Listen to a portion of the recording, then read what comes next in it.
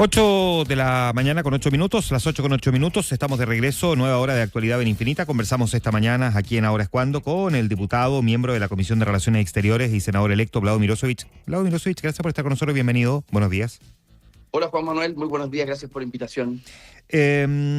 Vlado Mirosevic, primero su opinión en términos así generales para luego ahí entrar ya en el detalle respecto de lo que está viviendo Latinoamérica desde este fin de semana. Mira, Juan Manuel, yo no tengo ninguna duda y lo he dicho siempre que Nicolás Maduro es un dictador con todas sus letras y además un criminal.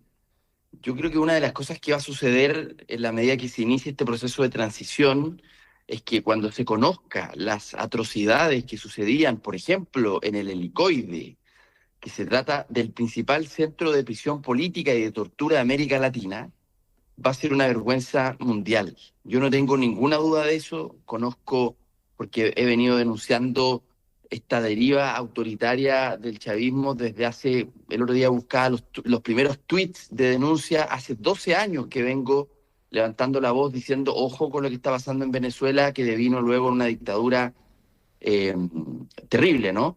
Y creo que en ese sentido hay una...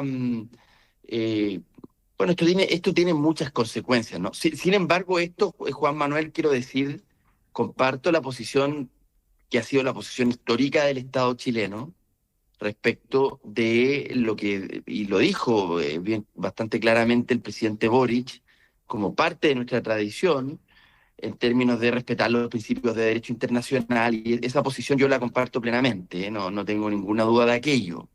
Esa es la posición de Estado, ¿ah? Y la que siempre ha tenido Chile. Y en términos personales, por supuesto, y políticos, es lo que acabo de decir respecto de no solo de Nicolás Maduro, sino que de su movimiento y de lo que él representa históricamente, que finalmente ha traído una tragedia no solamente para el pueblo venezolano, sino que una tragedia para todo el continente, hay que decirlo de manera bastante clara. Ya, esto por supuesto que ha generado una gran cantidad de discusión en torno a el accionar de Estados Unidos. Y sin embargo ha quedado un poco subsumida esta discusión de una manera un poco binaria, ¿no? Es como si se apoya la salida de Nicolás Maduro, automáticamente se respalda el cómo salió, y si por el Sí. contrario se critica el accionar de Estados Unidos, se entiende como que es un respaldo implícito a la figura de Nicolás Maduro. ¿Cómo se sale de lo que parece ser un loop sin fin? Es que yo creo que no hay que salir de ahí, yo creo que hay que ser claro en ambas cosas, digamos. O sea, hay que ser claro en que Chile siempre ha tenido una posición histórica, desde nuestro primer embajador en Naciones Unidas, que es de apellido Santa Cruz, que hizo un tremendo trabajo, no sé cómo lo logró honestamente, pero fue uno de los 8 miembros del comité redactor de la Declaración Universal de Derechos Humanos. Un chileno estuvo ahí, se conoce poco, pero aprovechemos estos segundos de hacerle un homenaje, ¿no? Por lo tanto, desde siempre Chile ha tenido una posición en favor de estos principios de derecho internacional.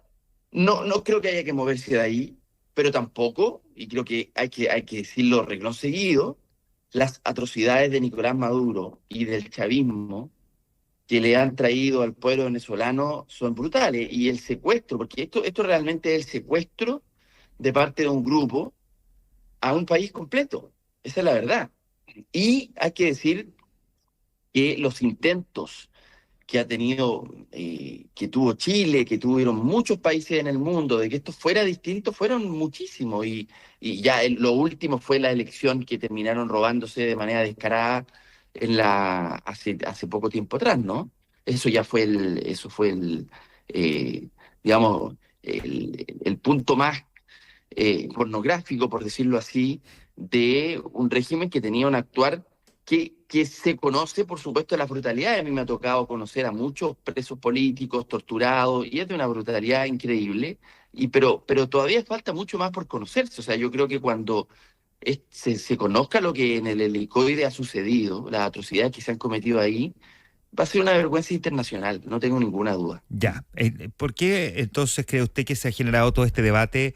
Voy a partir por el debate interno, después podemos mirar si quiere el debate que Mm. se ha generado en Latinoamérica en torno a la declaración del presidente Gabriel Boric. El presidente Gabriel Boric fue, digamos, desde el primer minuto muy crítico, especialmente después de la elección del 2024, respecto a lo que está pasando en Venezuela. No tuvo nunca, digamos, una disquisición siquiera en calificar Mm, esto como una dictadura, que esta era una elección que no era legítima, en fin.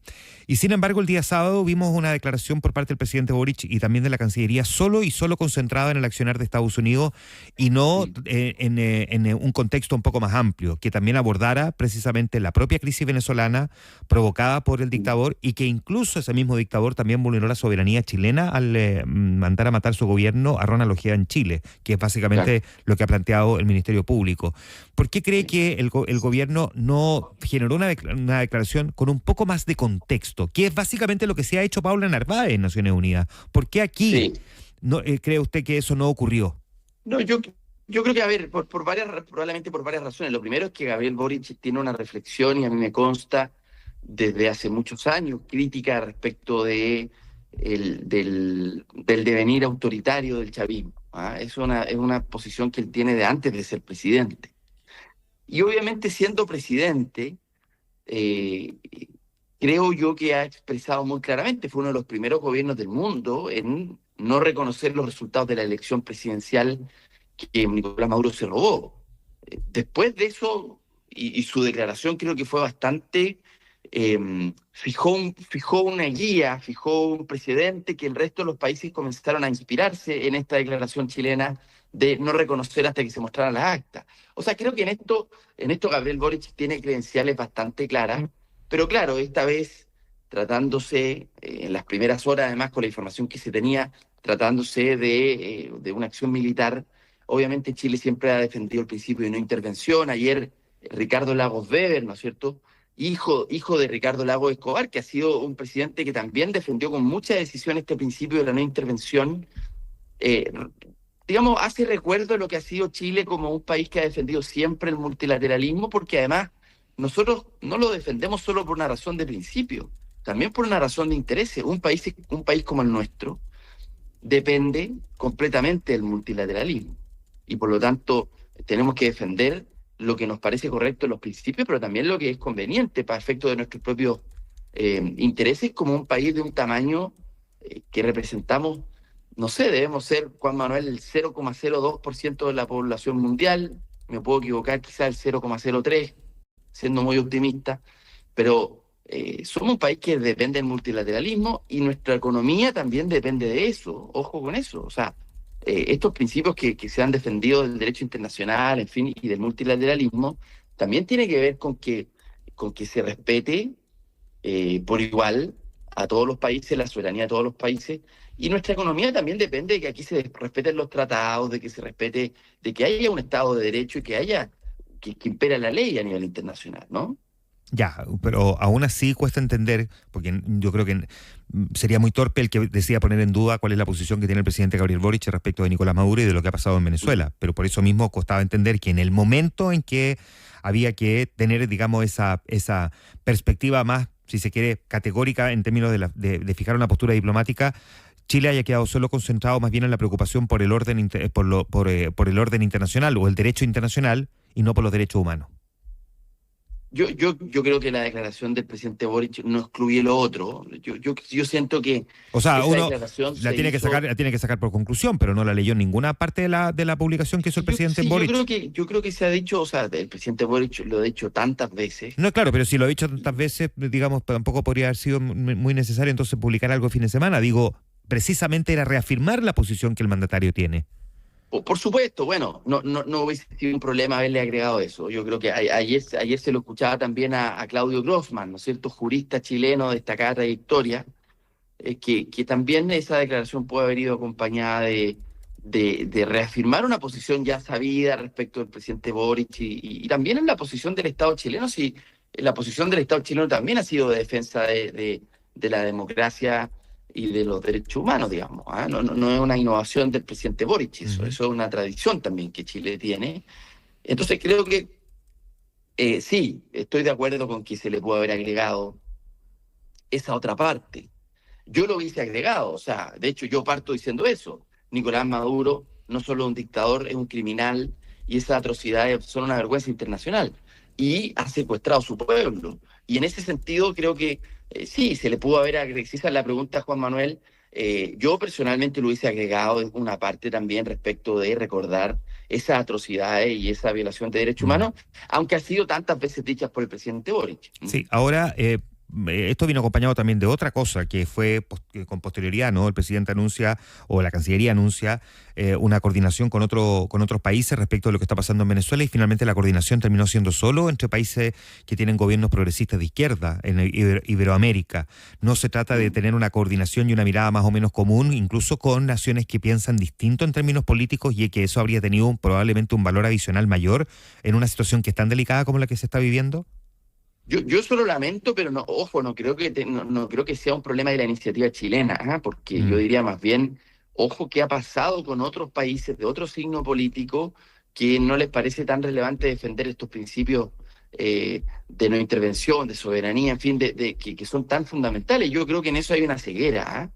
Hay una ceguera, probablemente porque claro, obviamente las ganas de que Nicolás Maduro salga del poder pueden ser más grandes, digamos, pero Claro. nunca hay que olvidar estos principios porque creo que de verdad, sobre todo América Latina y países como los nuestros que no tienen una influencia ni un tamaño tan significativo en el concierto internacional, quizás con la excepción de Brasil y de México, el resto de los países no somos países que tienen una voz tan significativa producto de nuestro tamaño, de nuestra densidad poblacional, de nuestro el tamaño de nuestra economía, en fin.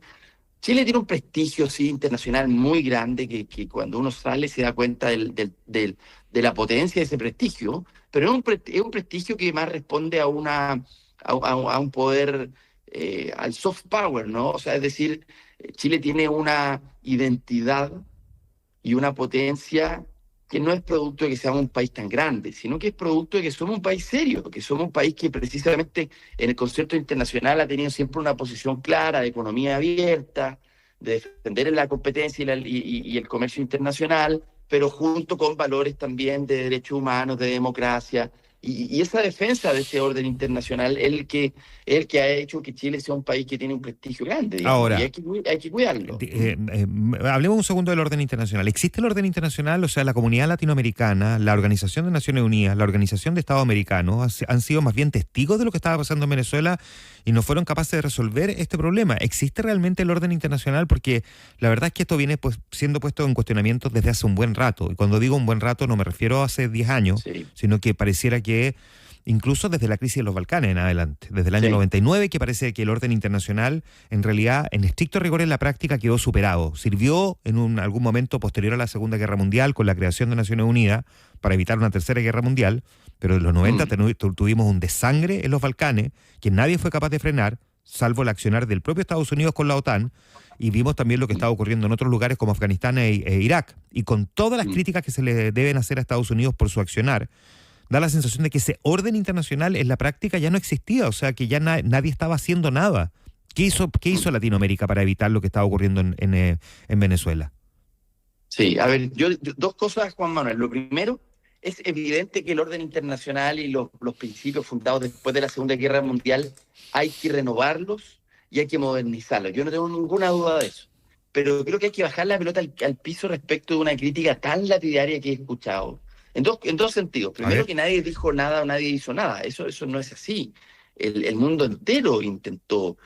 La Unión Europea, la OEA, han habido muchísimos intentos, muchos gobiernos de Norteamérica hacia atrás, digamos, o sea, Claro, el lo que pasa es propio que Chile, la propia intentar Michelle hacer, Bachelet. intentar eh, hacer no es lo mismo que hacer, si es el tema. O sea, evidentemente sí, aquí vimos efectivamente a un montón de países y también organizaciones tratar de avanzar y vimos publicaciones muy severas respecto de cuestionamiento a lo que estaba ocurriendo en Venezuela, pero digo, en la práctica no hubo una presión mayor en términos políticos para que Nicolás Maduro enreglara el rumbo o yo, derechamente saliera del poder. yo creo, Juan Manuel, que las presiones internacionales se hicieron y todas y cómo se pudieron hacer. Y aquí también y hubo mucha gente que ayudó a disminuir ciertas olas represivas, digamos. Por ejemplo, a liberar presos políticos que estaban completamente de manera injusta detenidos, digamos. O sea, hubo intentos, pero déjame decir un punto más.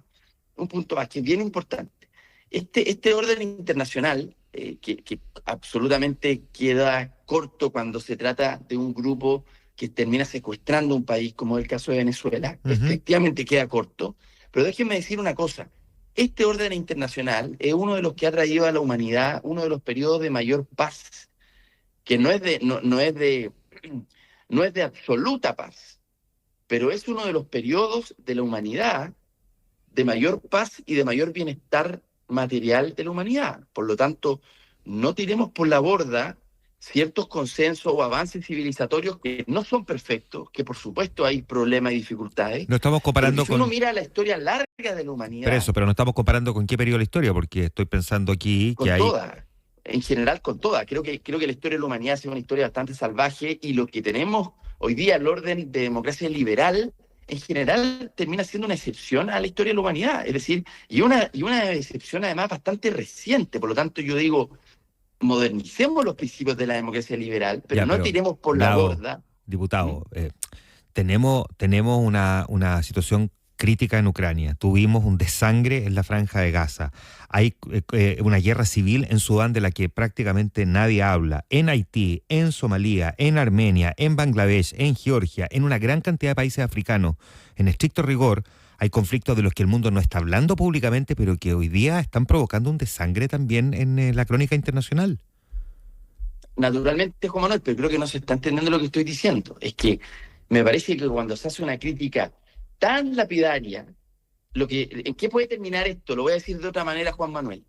Cuando se cree que los principios de la democracia liberal, en este caso extendido al orden internacional, Ajá. no sirven de nada, lo que sucede finalmente ha sido más bien, y cuando esto ha sucedido, lo que hemos tenido son retrocesos democráticos, no avances democráticos. Entonces yo diría, hagamos una crítica, actualicemos estos principios, pero tengamos conciencia de que son estos principios de Estado de Derecho, de democracia, de límites al poder, No, es que que son los que han traído esa es, el mayor bienestar en la historia de la humanidad esa es y la el segunda mayor... parte de la discusión, sin duda, porque lo que hizo Estados Y Unidos quizás respecto de es la primera Venezuela, también, en el sentido que lo digo de otra manera, Juan Manuel, para que se entienda bien. A mí me preocupa escuchar a ciertos sectores que no tienen ningún cariño, ningún aprecio por la democracia liberal, ¿Mm? con una, digamos, simpleza para criticar el orden internacional, en fin, porque a ratos eso ¿a qué nos puede llevar? Nos puede llevar al principio de la ley del más fuerte. Y déjeme decir que estos equilibrios son muy precarios y estos equilibrios se pueden rápidamente desatar y terminar en un salvajismo no muy distinto a lo que hemos visto antes de este orden internacional. Claro, es Entonces, que ahí está, perdón, diputado, probablemente la gran discusión, que la voy a plantear de una manera simple, pero no es tan, pero se entiende que no es así de simple, pero aquí la discusión que hay es, ¿qué importaba más respetar, el derecho internacional o los derechos humanos? Y la pregunta es una pregunta, o sea, uno tiene que ir a la simpleza de la ecuación. ¿Qué era más relevante? Y estamos hoy día cuestionando que efectivamente no se haya respetado el derecho internacional, pero por no respetar el derecho internacional se está intentando avanzar en que se respeten los derechos humanos. Entonces, la ecuación es imposible, yo sé que es imposible, pero si uno tuviese que poner sobre la balanza qué importa más, es aquí donde algunos dicen importa más el derecho internacional, pareciera, otros piensan que importaba más sacar a Maduro para que se pudieran respetar los derechos humanos. sí. No, mira, a mí me parece que es bastante obvio que el sistema internacional que está limitado respecto de esto y no tiene una solución muy práctica respecto a qué pasa cuando una banda como la de Nicolás Maduro termina secuestrando un país completo. Pero quiero decir, eso es lo obvio. Todos sabemos de la limitación del derecho internacional. Sí. Pero yo quiero decir esto otro, Juan Manuel, porque nadie lo dice.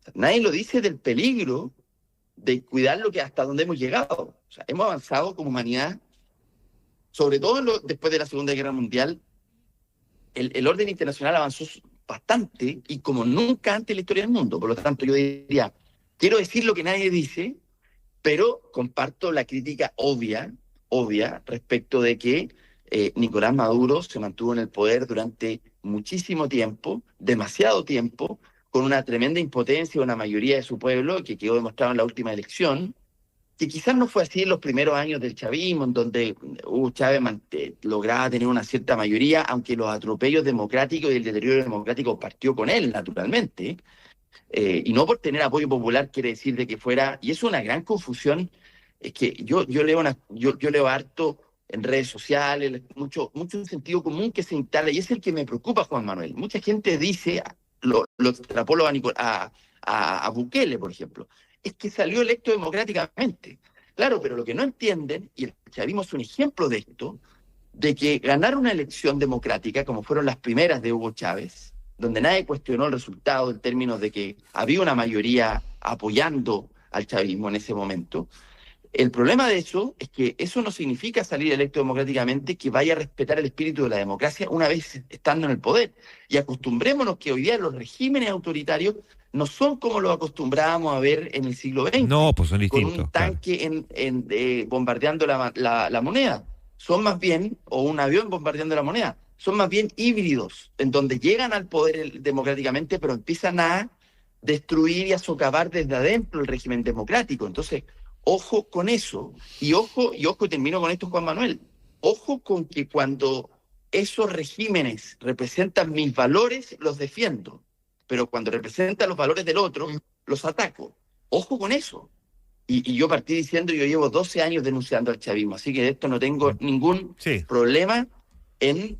Y siempre dije además que era un régimen que no representaba las ideas progresistas y que era un régimen que iba a terminar de la peor manera. Y que, es decir, pero ojo con eso, porque no solo critico a los de un lado, no, aquí cuando hay derivaciones autoritarias, y miren lo de Bukele, porque a mí no me parece coherente una persona que diga saquen a Maduro a patadas, pero luego defienda a rajatabla a Bukele. No, no me parece. Son expresiones de algo bastante parecido. Bukele, cuando no se le quería aprobar una ley en el Congreso, mandó a abordar el Congreso por parte de los militares. Ustedes recordarán esa imagen. Bueno, nadie la recuerda. Ese es parte del problema que tenemos hoy día. Claro, Pero es bien selectiva la memoria. es bien selectiva, eso es lo que quiero decir. En una frase lo dijiste mejor que yo. Diputado, un par de otras cosas. Uno, aquí en nuestro país ayer fue la, digamos, proclamación formal por parte del Tricel del presidente electo José Antonio Kast, y no estuvo presente el Frente Amplio y tampoco el Partido Comunista. El Frente Amplio argumentando problemas de agenda, el Partido Comunista derechamente porque dice que tiene una gran diferencia respecto de Kast sobre la postura que él asumió respecto a la intervención norteamericana en Venezuela. ¿Usted qué opinión tiene respecto de que un acto simbólico republicano en el que tradicionalmente participaban los partidos políticos hubiese tenido la ausencia de dos de los partidos más relevantes de la oposición que perdió la elección? Esto creo que es bastante sencillo y bastante claro. Esto se trata de un acto de Estado, democrático, es decir, de una transición pacífica del Ujú. poder, ¿no? Y en eso, por lo menos el Partido Liberal sí estuvo presente y hemos estado presentes siempre. No nos perdemos ni un segundo. Yo creo que no, aquí esgrimir cuestiones de otra naturaleza no corresponden. Esto es un acto republicano en el original y genuino sentido de la palabra. Por lo tanto, eh, creo que correspondía estar. Ya. No tengo ninguna duda de Y eso. lo otro, hoy día hay discusión relevante en el Congreso respecto del proyecto de ley respecto de la eutanasia. ¿Usted qué espera que ocurra hoy? Bueno, yo espero que el Senado, después de tanto bloqueo, porque esto, Juan Manuel, esta ley, a mí nos han bloqueado esta ley por años. Lleva Bueno, 4 años de como dicen, tramitación, ¿no? 4 años, ¿no? en el Senado 4 años, Claro. que la verdad ha tenido un escaso tiempo de tramitación, y aquí en esto los senadores, hay que decirlo, no han respetado las urgencias del gobierno durante años, durante años. Es una violación directa de la Constitución. Pero bueno, hoy día, como dicen, a toda idea le llega su tiempo. Pareciera ser que hoy Eutanasia finalmente va a lograr una votación. Va a ser ajustada, va a ser estrecha. Hay sectores de la actual oposición que han estado muy duros en contra.